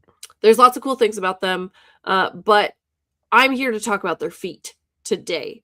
And that is because they are being monitored for the distribution of different species and subspecies of elephant shrews. And they have a large impact on their environment because they have big numbers, they eat a lot of plants, they are food to other animals, and so it kind of impacts the general biodiversity of a region knowing what your elephant shrew distribution looks like. And so there's a desire to find good ways to figure out not just how many elephant shrews there are, but which subspecies are living in specific areas, what their ranges are, right? And so, of course, you have camera traps, but when you're comparing elephant shrews in the dark, pretty hard to tell them apart. There's, of course, catching and doing DNA analysis. Expensive, slow, invasive. So up to this point, that's really been the only way to tell these two species apart. And so a recent study wanted to look at identifying them by their feet Well, because they appear to like have like fingerprints. yeah, kind of, but not person specific or shrew specific, but Okay. species specific. Okay. Because the two different species of elephant shrews or sengis, their feet are different enough that people who are familiar with elephant shrews can ID them based on their feet. So they wanted to see how viable it was to figure out distribution maps based on footprints. So they collected sengis from 2 South African sites. They brought them into a lab. They trapped them with some of their, oats and peanut butter and Marmite, which I think is funny. Which of course they would do. Yeah. Of course. And then they released them into a box for collecting footprints. The idea with this being that they would have, paper and charcoal dust, and they'd walk through it. They'd be able to get all these really good measurements of their feet, and then they'd be released. And from that, they could build kind of a model for analysis. And so they were able to identify shape and size features to distinguish the two species. Then they took pictures of footprints of elephant shrews where they knew which one it was and ran statistical analysis to see how accurate they could guess based on this model, right? So like how effective is this model? And overall the model was 94 to 96% accurate in picking the species based on the foot or footprint specifically. So the footprint identification technology worked extremely well. So now they think that they can use this on pictures of elephant shrew tracks in the sand in the wild. Like you can just take pictures of the ground. What? And this model will be able to tell you which shrew lives there. And not which individual like Bob, but like which species. Is it the eastern or the western, right? And so just based that's really interesting though, where you especially have very distinct populations, but then at the borders where, like, populations overlap, right? That's Yes. really interesting. Yeah, and in particular, they feel like there's a much wider distribution and more overlap than they guessed originally. But the point of this study was to focus on the viability of the technology, not on the actual distribution of shrews yet. So it seems like it is a viable technology. It seems like it's something that you could train on a lot of different small mammals. The question is, I think, with a lot more research, a lot more potential application, you can figure out how distinct, like, what is the measure? How distinct of footprints do they have to have a 94 to 96% accuracy? So I think that's like the additional layer of statistical analysis, is to be able to test how different closely related species footprints are, and from that Mm. extrapolate whether you could use this technology or not, Yeah. because it's not always going to work. Well, I mean, it's those slight variations as opposed to the super distinctive variations, right? But that's also one of the things that we have seen. We talk a lot about, okay, what are the jobs um, that quote unquote AI models are good at? They are getting better at recognizing cancers. They are getting Hmm. better at diagnosing, at identifying species based on the sonographs of their songs. They're getting better at identifying these kind of delineations. Like, these are the things that, AI tools are really good at. And so a model like this, it seems like you could have some closer species traits, but still be able to figure it out. Yeah, But I I mean, don't like, ultimately, this is why yeah. your AI predictor or your AI Yeah. summary or whatever it is always wrong, and why, the shuffle algorithms are all just giving you the same song over and over again, because they're good at pattern recognition. You like That's songs like exactly it. this. I only like songs like that because you keep playing them for me, right? And because I'm Similarly, working and it was in the background and I wasn't paying attention, that doesn't yeah. mean I liked it. Yeah, and you keep feeding me the same misinformation because people keep Yeah. visiting it because you keep feeding me it. But if you're Um, creating a yes. system of with a very specific database, Closed system. yeah, Mhm. very specific characteristics, and it's, images also, it's the what are the we're constantly training AIs for, Yeah, and I distinguishing, think, is this that is this a traffic light? Is that right, and I think that, scope is often part of the problem. Is Mhm. it an Eastern shrew or is it a Bushveld shrew? Is very different from what kind of animal is this? Yep. So I think that's the other piece of it, is if you make these models do too much, or you give them the field of view that's too wide, they get lost. Mhm. But if you give them a very specific, here are the possible answers, here are the defining characteristics, then we see in these studies about conservation and camera traps and whale songs and all these things over and over, that machine learning is actually very good at that. It's very good at pattern recognition with guardrails. You have to have bumpers on the bowling lane. Like, that is the way to make this work. And so this Yeah. is a great example of that. And I love the idea that visual accounts aren't good enough, poop isn't good enough, the food that they're eating isn't good enough. Nothing else is working. The only thing that's working is DNA. Oh, and their footprint. And yes, Yeah. I think it's great. I mean, so often and also with stuff that we look at for, identifying species, very often it's like we're looking at evolution and looking at fossils, and it's like, "Oh, morphology." It's such this it's like, "Oh, bumps on the skull," you know, phenotyping and, um, but there are differences, and I think Yeah. something like footprints, this is great, and they're so cute. I They are want little cute. pictures of elephant shrew footprints framed on my wall. Mhm. That'd be Mhm. great. Maybe an idea for this year's calendar. Footprints. Footprints.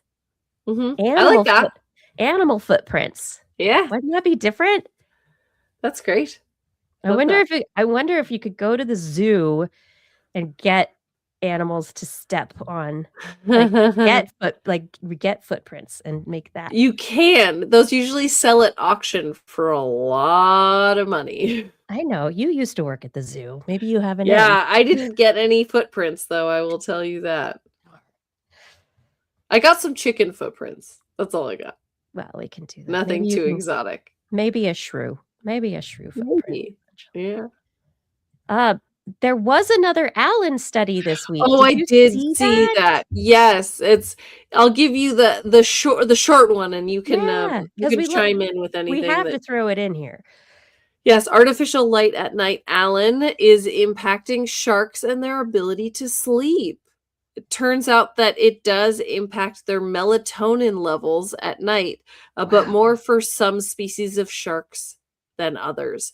Nurse sharks exposed to high levels of artificial light at night, Alan, had significantly lower melatonin concentrations than nurse sharks in darker environments, but the melatonin levels in black tip reef sharks did not differ between brightly lit and darker areas. Hmm. They are both shallow water species. They are both clear water species. They're both tropical species, but the black tip reef sharks tend to be a little bit more social, a little bit more likely to be in very crowded areas in water.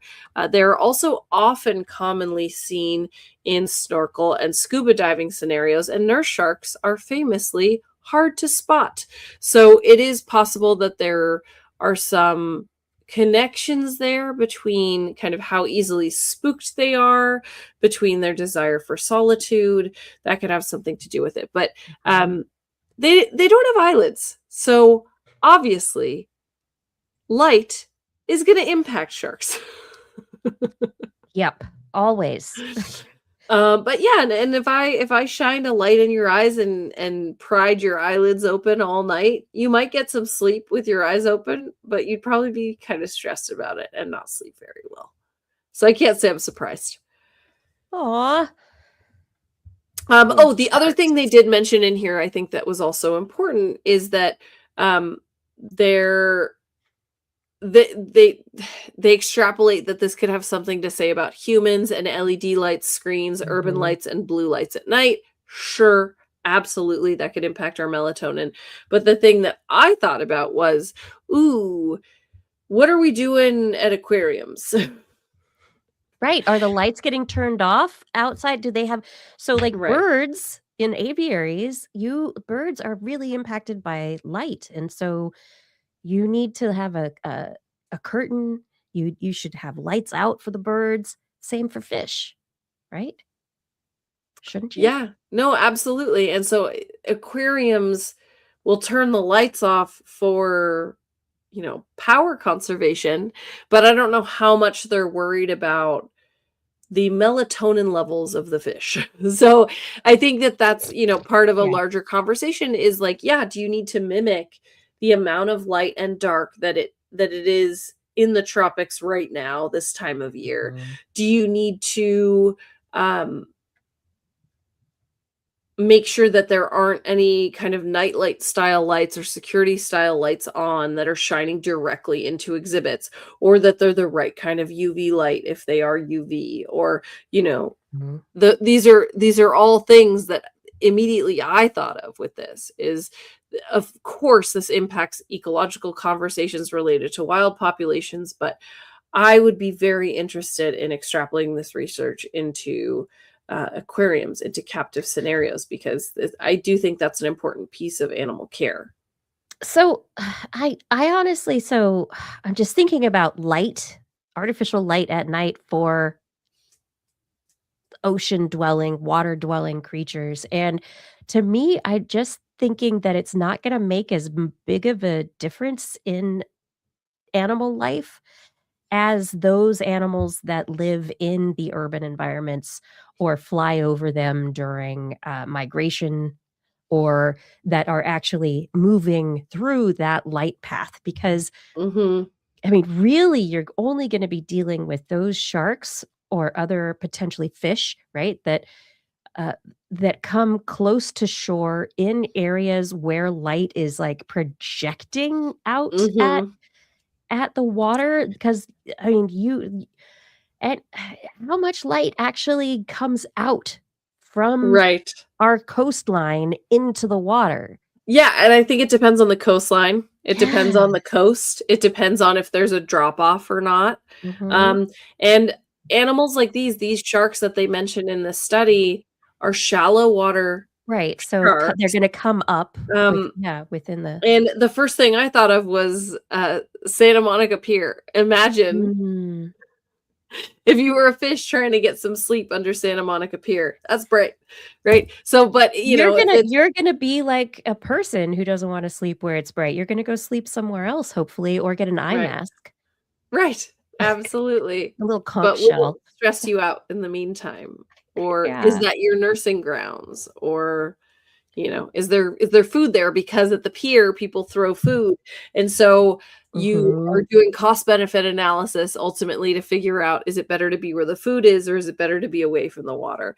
And if you choose where the food is, then your melatonin still drops and you still don't get enough sleep, and then you can't heal when you get injured, and then you don't live as long. So You're just saying there's all a the nice cascade, things. right? I'm just saying sleep is important. She says at 10 PM on a Wednesday night. I know, Um, you've been looking at the clock, I saw you. I'm tired, but, I know, I'm so no, happy no, to but talk no, to but you. I'm just saying, sleep is important. It's part of our healing system. That is true for sharks just like it is for humans. And Mm. so if your melatonin is dropped and you can't get to sleep or you can't stay asleep, then even if you're a shark, that's going to impact your eventual livelihood, your lifespan, all these things. And sharks can't go to the local, like, supplement store and Right. pick up a bottle of melatonin Yeah. to help try and put that at a different time to change your circadian rhythms. Oh my goodness. All right, well, we'll go through this very last bit of the show very quickly, hopefully. Quick story just published out of McGill University in Nature. Researchers looking at the hippocampus, which is an area of the brain that I studied, which I think is so exciting because it's like really important for memory formation. It's like the librarian of the brain. It's like the Dewey Decimal System organizer of the brain. It's like information. Let's connect it to things. And I'm going to remember the card system. Da, da, da. It's also important for spatial learning. It's also so navigation. The hippocampus is really important for these things. New thing that also gives a bit of an insight into Alzheimer's is that the hippocampus helps us predict. And so, because of its role in memory and how it is taking in information all the time, and also so part of consolidating memories in the brain, different places, it's also part of the accessing memories. And so, as you're making decisions about things, as you're going through the world, it is mapping, it's changing its neural activity from the moment of reward to the moments leading up to it. And so it's constantly updating its internal model of the world and predicting, helping to predict what the world is going to be doing. They use calcium imaging to track cells in the hippocampus over weeks during learning. And this is the kind of stuff that you can't get with just electrodes in the brain. And this also goes beyond just primitive, aplysia, poke and withdraw the siphon kind of learning, very simple learning models. This is showing that the hippocampus is very complex and important for anticipation and prediction, which our brain does everything in our perception is based on prediction. And so what the researchers are saying, because the hippocampus is building a map of physical space helping to put our past experiences into context within that physical space. It is also helping us to our brain to predict what's going to come next so that our cognitive structure and function allows us to function successfully and to know so that things are not as surprising. And not every day is as if we have amnesia of life, right? So we learn from the past. We're able to know that our kitchen is our kitchen, our Mhm. cereal is where our cereal is, our keys go where our keys go. But what they're suggesting is that Alzheimer's patients who struggle from decision making and learning, this could be from a breakdown in the hippocampus and the ability of the hippocampus to continue to provide predictive coding. Hmm. And so perhaps there is a space within Alzheimer's research where focusing on the hippocampus would be valuable for treatment to enable, making sure those cells don't deteriorate and that the neurons are working so that decision making, prediction, and memory are Mhm. still working the way they should. So I immediately looked because I was like, don't most, if not all, vertebrates have a hippocampus, which they do. So Yeah. this is something that If I you don't know. have I'm not a brain most guy, but most brainy, like honestly, brainy animals from reptiles, reptilian brain, bird brain, all mammals, we've got a Mhm. everyone has a hippocampus. Yep. And I know that in other studies they've been able to make mice with Alzheimer's Mhm. like symptoms, right? Yeah. So this would be an interesting opportunity to kind of combine all that different research into looking Yeah. specifically into the hippocampus and its role in Alzheimer's. Because I Yep. think that it's interesting. God, Alzheimer's is it's Right. sticky, right? Like, I feel like every time we have a story that's like, "Oh, maybe this is what Alzheimer's is about." It's all about the tau, and then it's, "Oh, maybe it has to do with this mineral, and then maybe it has to do with, this behavior that The beta you're not amyloid keeping up." plaques and yeah, And maybe it has to do with the plaques, and now maybe yep. it's your hippocampus. We don't know. We still don't know what Alzheimer's is. So, And it's like, systemic. Yeah. But part of it is because we catch it so late, right? I know we had a Mhm. study about this recently where somebody was looking into trying to find earlier artifacts. Oh, it was the Mhm. Terry Pratchett. So Yeah. trying to find earlier artifacts of Alzheimer's so that you can try to find a cause. Like, we're really good at Mhm. seeing effects. We're really good at identifying symptoms and seeing things that are visible in someone with Alzheimer's. But it's Yeah. really hard to see kind of the markers that will lead to Alzheimer's in the future, right? Yep. And Yep. so this is a really interesting development for more Alzheimer's research. Right, because Yeah. how can we take all the stuff that we're understanding about tau and the amyloid, how and now hippocampus specifically, and Mhm. how can we start putting these things together? How can we start looking at it predictively, therapeutically, and, live the healthiest that we can for as long as we can? And have better treatments and all that good stuff. Yes, Yes, absolutely. As exactly. with all things, as with climate change, as with health concerns, it's about prevention and mitigation. It's both. It is. And you said sleep. Sleep is very important, but also what you eat, your exercise. We see more and more just adding little bits of exercise to your day, little Mhm, bits of weightlifting, little bits of things that can help to extend your life, but not just your lifespan, your healthy lifespan, your like how your brain works. The food you eat, there was a study that just came out this week that I saw a headline on that uh, people who eat ultra processed foods are more likely to get dementia than those individuals who do not mhm, eat ultra mhm. processed foods. But this has, all sorts of caveats, which is like, what what economic level are they at? Yeah, Or, that's the there's first thing I was gonna say, so much yeah. stratification there in society and confounding factors. But, Yeah. we get into, you don't need to be the super billionaire tech bro who is, mainlining your child's blood serum and, supplements all the time.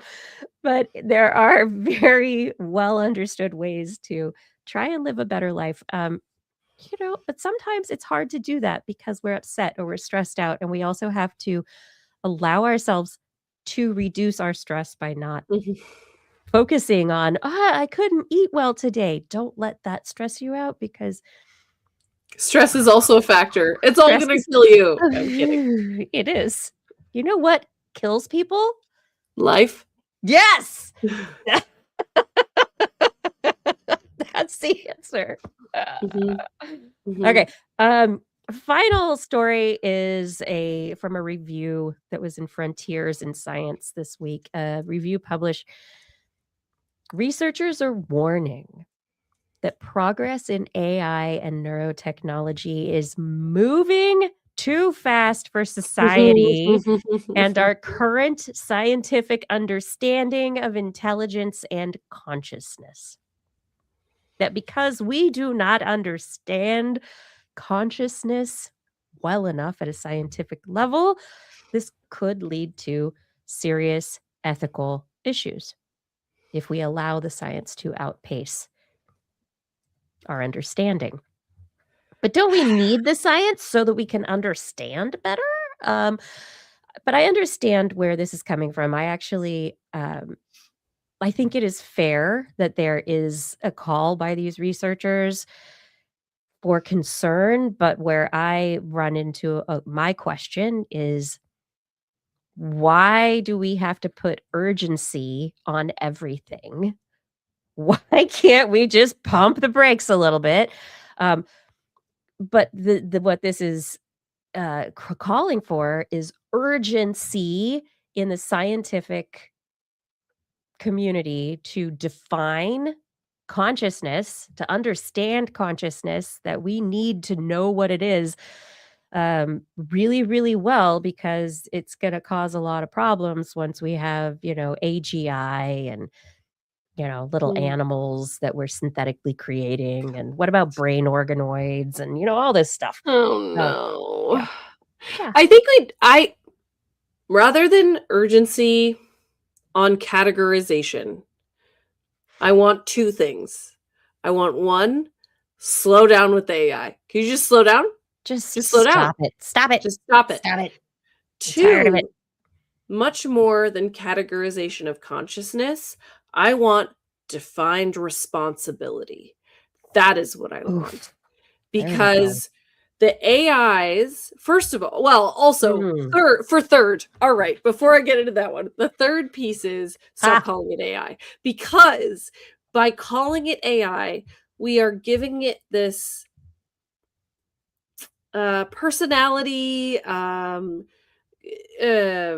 personhood, that if you call it an algorithm, it's not there, right? And so I think that there is this part where there's the humanization, the anthropomorphization of of a computer program that is currently happening, that is like Yeah. more than what is actually happening. Like in these programs aren't thinking for themselves No, at this they are juncture. They're probabilistic compiling. database algorithms. Yes, and so to provide it this personhood by calling it an artificial intelligence is creating this whole conversation that we don't have to have. Now, the responsibility piece is way more important than anything else, because if you have an AI that is not administered properly, does not have safeguards, and convinces someone to hurt themselves or someone else, Which is currently happening no now. one is getting in trouble. Yeah. Because it's not a real person who's doing it. And the companies say, "Oops, we'll go back and put something in the program." But if But I'm are they? driving my car and I hit somebody, I don't go, oops, it didn't tell me to brake right, or it didn't brake fast enough. Oh, the car's not a person, therefore nobody gets in trouble. But this is also happening with the driverless cars. That some driverless cars are getting pulled over and there's no one to issue a ticket to. So there needs to be a framework of responsibility for these things that are running amok on their own. So when you're talking about the driverless cars getting tickets, like, is that Yes. happening? Like, really? Yes. Yes. So are these Waymos or are Yes. these? Yeah. So the taxis Yeah. are getting pulled over and getting tickets. Yeah. Yeah. No, they're not This getting is- tickets because there's well, no one they're to not. issue a ticket to.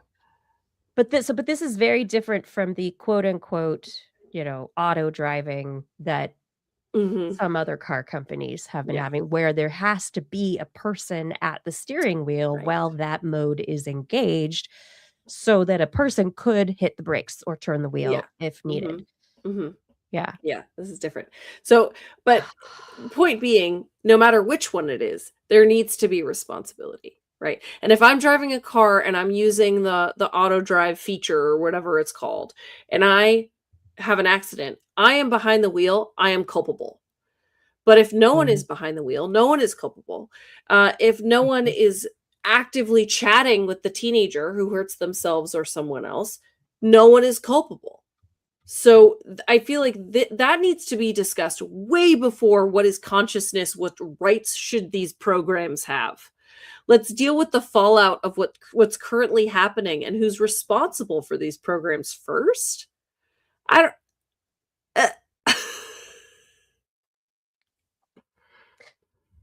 I think you're exactly right. I think that the responsibility is the thing that we should be focusing on first. And I believe that this review and its call for urgency with the, "Oh my gosh, what if this happens and society is not ready for it?" It's like, okay, well, there's a lot of stuff that society is not ready for, but Yeah. we're just going through it anyway, Yeah, what right? about what's happening right now? Yes, and there is a lot of fallacy in what is being sold to us under the guise of AI for this march toward an inevitable future. Okay, number 1, why is it inevitable? Number 2, they are playing at game theory where the only players in their game are hawks, where there are no doves, where where they assume that every company and every government out there is exactly as greedy and terrible and fearful as they are. And so because of that, if we don't do it, if we don't get to quote unquote AGI first, someone else is going to do it. So we have to. And so that is this inexorable march that we are on, that papers like this are stemming from. And there's a panic that is coming from this argument based on a logical fallacy. Everything that we are being sold is irrational and illogical, and I don't agree that we need to accept the urgency, and that as society, what you said is exactly right, Blair. We need to, as society, push back and say, "No, what is your responsibility Yeah. to us? Your civic responsibility." This is where civic and science come together. Yes, absolutely. Yeah. Oh, you're so right. Yeah. So anyway, I forgot about worms. I was gonna be done. I forgot about worms. I have a question for everyone, though. I want to hear from you. Do you think we need to really jump on the consciousness? Do we need to understand consciousness badly right now? Or I want you to email me. Tell me, what do you think about not artificial not so intelligence and research on consciousness? I'd like to know. I say scrap it. Let's start over. Oh gosh, can we? Seriously, I'm ready. The worms. Let's get rid of worms. Oh, Worms no, we cause need worms. No. Those are good earthworms, garden worms, worms that are good for decomposition, the creation of soil, all that those worms are great, but the worms that get into people and cause disease, those are not so great. They cause lots of lost life across the globe, and unlike measles in the United States at the moment, which seems to be having a moment. Oh my gosh. Our map is just glowing red with measles cases, everyone. Get vaccinated. Vaccinate your kids, please. Guinea worm. Guinea worm. The Carter Center has announced that guinea worm, also known as Dronunculus medinensis, it's transmitted in water. It's parasitic. Usually there are little copepods, and you drink the water, the copepod gets in, blah, blah, blah. The parasites get through your intestinal tract, migrate into your body, and then they create little cysts. Oops, I moved around too much. Little cysts. They birth more worms, and then noodle length worms come out of painful blisters in your skin. Noodles can be a lot of lengths, though. Like spaghetti noodle length, like 12 inches. Come on, like long spaghetti noodles, long. It can take a long time. So weeks and weeks of a foot-long worm to come out of your skin. It's really painful. And people will go to the water to ease their pain. And when they do that, Oh, they usually no. get more parasites or release the parasites into the water, which is used by other people for bathing and water and Oh, all the drinking, boy. all that. The It's worms are terrible. doing it on purpose. Yeah, it's the worm cycle. Yes. But so they're painful, but they can also cause infection and sepsis and disability. And in 1986, there were 3.5 million cases across Africa and Asia, 21 countries. In 2024, there were just 15 cases. 2025, 10. That's it. So we have been working as a society, the World Health Organization. Oh, Carter, that thing that we bailed on? yes. Okay, gosh. Countries where there were cases, 4 in Chad, 4 in Ethiopia, 2 in Sudan. This article, Ars Technica, Beth Mole, she's done some great work on this. Close. The eradication program is there. They are preventing cases. They have been stopping through financial incentives very often. They'd offer cash rewards for reporting cases. They are finding transmission sources and figuring out how to prevent in a particular area. They're doing public education on the worm, on wound care, safe water drinking practices, and also using larvicides to treat water that might be infected. But we've gone down from 3.5 million cases to 10 in 4 countries. It's amazing. That's better than measles. Yeah. When we work together through education and effort to eradicate diseases, we can do amazing things. Go get vaccinated, everyone. Mhm. Update yourself, especially if you are older. Measles vaccine from childhood does not last forever. So if you're older, your titers might be low and you may be susceptible to measles. So please, please go check your titers if you're not sure. I'm done. I did all the stories. All of them. Did you do all your stories? Oh, yeah. Oh, yeah. Thanks, Oh, everyone, for yeah. listening. Thanks for being here. Sorry for keeping you up late, Blair. That's okay. It's, It was fun. yeah, it was fun. I had fun. I got to do my AI rant. Yes, it was a good one. I really liked it. Oh, here, Eric Knapp is saying former President Jimmy Carter drove this work. He would say it was a race to see if it was him or the guinea worm that was extinct first. Based on the numbers, we know Carter just died this last year, and based on the numbers, it was a very close race. Pretty close. I think that was like a sliding into home kind of result right there. Thanks for that, Eric. And there's good news out there. There is good news out there. Thank you for listening. Thank you for being here. Bada, thank you so much for your help on show notes and social media. Absolutely appreciate it. Everyone in the chat room, thank you for chatting and your funny comments and the fun that was had in there. It was so great. Gord, Aaron Lore, and everyone who helps make sure the chat rooms are good places to be. Thank you for putting in that extra effort. Identity 4, thank you for recording the show. And Rachel, thank you for editing. And to our Patreon sponsors, I say your names.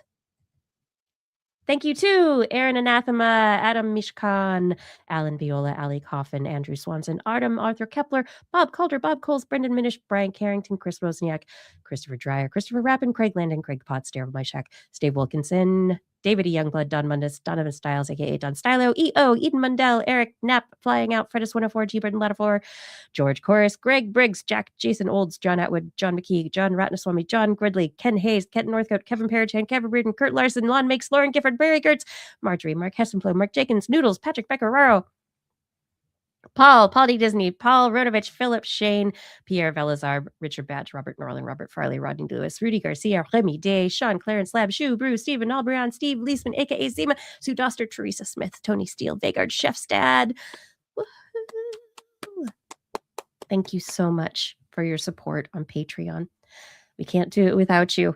If any of you would like to support us on Patreon, head on over to TWIS.org and click on that Patreon link on next week's show. We will be back on Wednesday, 8 p.m. Pacific time, broadcasting live from our Twitch, YouTube, and Facebook channels. Oh, yeah. And if you want to listen to us as a podcast, just look for This Week in Science wherever you listen to podcasts. And get your friends to subscribe, too. Come on. For more information on anything you've heard here today, show notes and links to stories will be available on our website. That's at www.twis.org. And you can sign up for a newsletter, and maybe someday it'll come. I have dreams. You have to have dreams. We love your feedback. If there's a topic you want us to cover or address, please let us know. One of our social media channels or send us an email. Just put TWIS in the subject line so your email doesn't get spam filtered into a guinea worm larva. Da, da, da, da. We look forward to discussing science news with you again next week. And if you've learned anything from the show, remember, it's hard.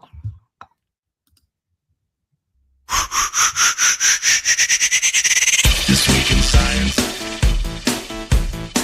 This week in science. This week in science. This week in science, it's the end of the world. So I'm setting up shop, got my banner unfurled. It says the scientist is in, I'm gonna sell my advice. Show them how to stop the robots with a simple device. I'll reverse global warming with a wave of my hand. And all it'll cost you is a couple of grand.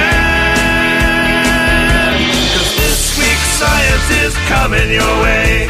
So everybody listen to what I say. I use the scientific method for all that it's worth. And I'll broadcast my opinion all over the earth. 'Cause it's This Week in Science. This Week in Science. This Week in Science. Science. Science. This Week in Science. This Week in Science. Science. This Week in Science.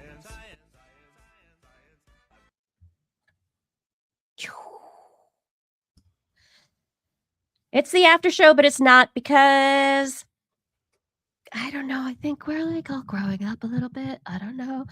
It's 10:24 here. We did a nice long show, Blair. I'm sorry, but It's not. okay.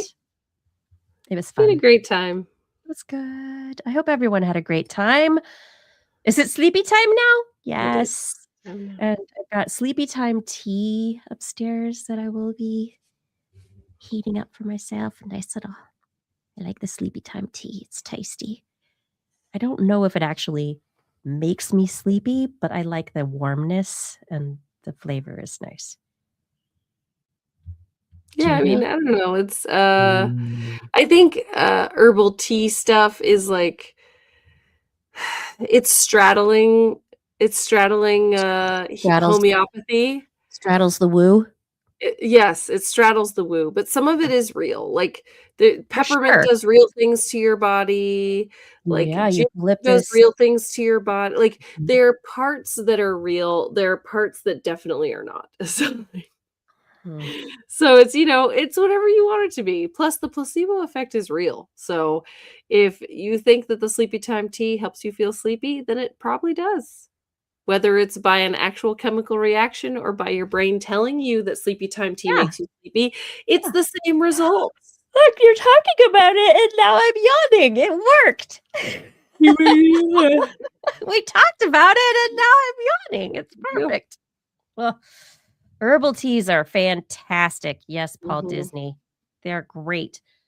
We have to go back and visit Dave Friedel in Colorado again. Well, he's actually in Washington State now, but if you Oh were in my Colorado, gosh. yeah, Yeah. I want to go to the The tea celestial seasonings. celestial seasonings tour that you But went what's on. the deal with them? They're like uh they have they have a weird dark backstory. Do they? I think so, like cultish or Oh, something, but I can't remember. now I want to know. Um uh, It's just a family of people who put things it in was a cult. tea. Yeah. So they were part of a cult. I guess Oh the my goodness. celestial part. Wikipedia, that's always the best.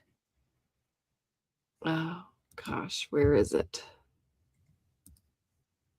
But yeah, celestial seasonings. There's so many. 1969. Oh yes, the Yeah. distressing tie between celestial seasonings and eugenics. Not good. But they're Oh. not related now. So it's like it got Mhm. acquired and moved and all this kind of stuff, but it's the initial Yeah. family is Yeah. questionable. Oh boy. But You know what? yeah. There are so many companies that had questionable beginnings, and Yeah. a lot of them, many of them are still questionable. Some of them are not. Oh boy. Yes, they got better, Anyway, Paul Disney. Yes. they got better. Even Charles Manson came from a family. That's true. Yes. So there's everything Fair. comes from somewhere. So, Fair, oh fair. boy. Yeah. Oh my gosh. Sorry. Urantia book. Urantia book. The Urantia Foundation. What's Mhm. that? I don't know what Bad. it is. Bad Probably, yeah. stuff. You're like, bad. Bad. Don't look at Bad it. stuff. Yeah. Uh, this is a rabbit hole. This is where Yeah. I'm gonna go. I Yeah. don't need Well, anyway, this. you're welcome. Read up. Thank you. Thank you very much. But I like tea. I like herbal tea at night so that it's not caffeinated and I'll stay up all the time. And look, it's just the end of the show is just in time for my yawns Mm. to really be starting.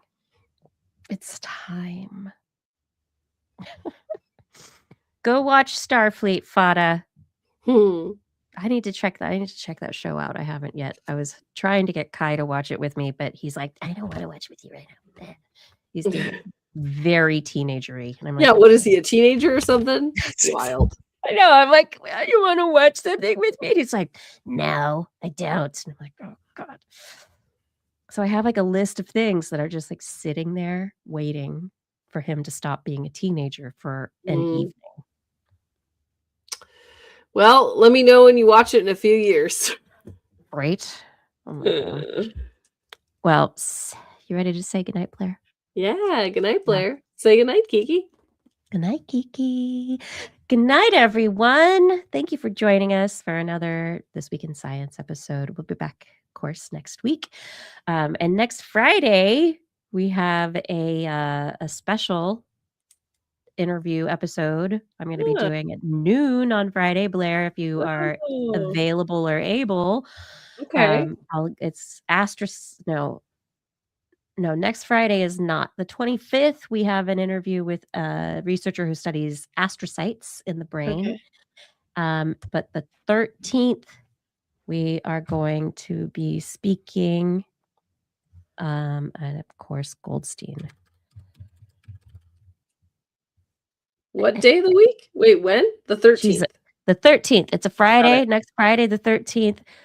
Rebecca Newberg Goldstein. She is a MacArthur Foundation Award winner. She's written a book, The Mattering Instinct. How wanting to matter drives us and divides us. Interesting.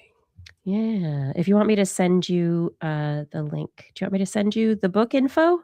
And if you can make it on Friday, like for yes, send it all to me. Maybe I can only join for half an hour during my lunch break, but that's kind of the plan. I like doing like half hour interviews, like around noon on a Friday, if we can make it happen.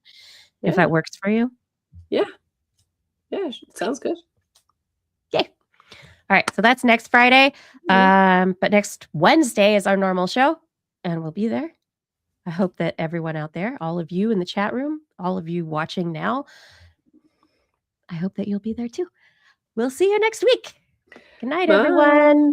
Stay safe, stay healthy, stay curious, and stay lucky. La, la, la.